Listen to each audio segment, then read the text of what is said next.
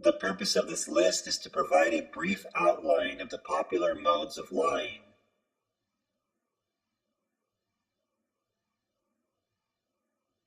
A barefaced lie is usually blatantly obvious to all hearing it, which might be delivered by an individual or individuals in a serious manner that might make the information seem factual.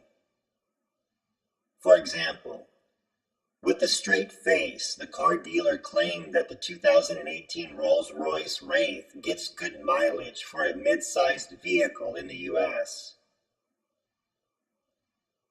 Big lies are when an individual or individuals presents information in a way that makes it appear believable, but pre-existing information or common sense contradicts it. Depending on the scale of the big lie, individuals might believe it since they can't believe anyone going through the trouble of making up such a grandiose lie. An example of this is leading up to the 2003 invasion of Iraq that started the Iraq War. The Bush administration and UK Prime Minister Tony Blair claimed that they had wanted to disarm Iraq of weapons of mass destruction. Disinformation refers to an individual or individuals intentionally distributing false or misleading information with the purpose to deceive specific audiences to produce an intended result that aligns with their agenda or an agenda they would like to see achieved. For example, in 1964, the Czechoslovak Secret Service claimed to have found 4 chests beneath Serene Jezero, a lake in the Samava bordering West Germany, containing Nazi-era intelligence documents, which turned out to be forgeries. The purpose of the forgeries was aimed at discrediting politicians in the West by revealing the names of Nazi informants that were still being used as spies in Eastern Europe, as well as in pressuring the West to extend the statute of limitations in the persecution of war criminals. An individual or individuals might make a statement or statements that exaggerates on some of the claims or evidence provided in it while maintaining the accuracy of the underlying premise or premises. For example, when we started dating, she said that she never talks to her ex-husband, but he's been calling and talking to her all day long every day since she moved into my apartment. Fake news refers to yellow journalism and propaganda which aims at misrepresenting information in an attempt to mislead or deceive audiences into believing something that is false, which could be in terms of content or context. Fake news might be presented as satire or as a parody for laughs, to accentuate an idea or provide insight on a particular individual or individuals, or a situation or situations. A serious example of this is when the Russian government dispersed disinformation through various networks such as RT in the form of a counter-narrative after the Ukrainian rebels, backed by the Russians, shot down Malaysia Airlines Flight 17 in 2014. A half-truth is a statement that contains some truth but could use grammar, punctuation, or consist of double meaning with the purpose to mislead or deceive in order to blame or misdirect attention. For example, Carol cannot be trusted with holding the money for her club. I once saw her spend all of her money at the grocery store. The idea of an honest lie is not a lie in the sense the individual or individuals making a statement that inaccurately describes an event or situation does not do so with the intent to deceive audiences. For instance, when Bill got his Bugle Boy parachute pants out of the closet after 30 years and tried them on, he asked his wife how he looked. She smiled and said, "They fit you well." A jocose lie usually uses humor, such as in teasing or irony, with the idea that all present are supposed to understand it.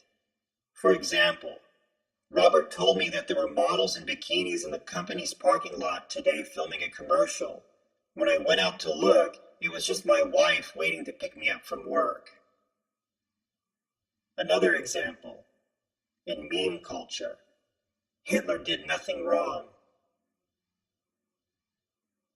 Lie to children refers to presenting complex ideas in a simplified way in order to teach children or individuals less familiar with the ideas.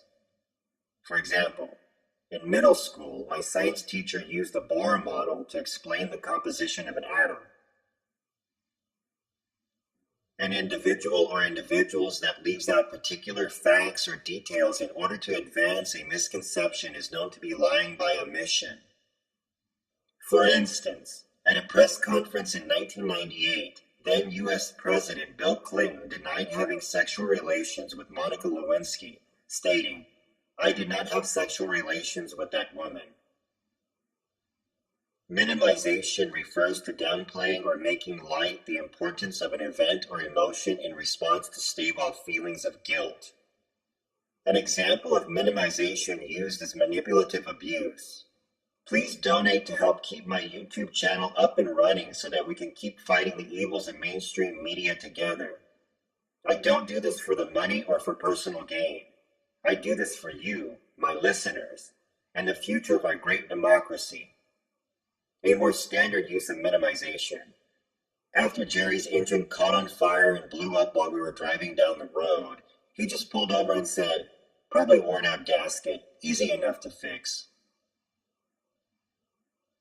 A noble lie or strategic untruth can be used to benefit the liar as well as maintain an established order within a society that benefits all citizens.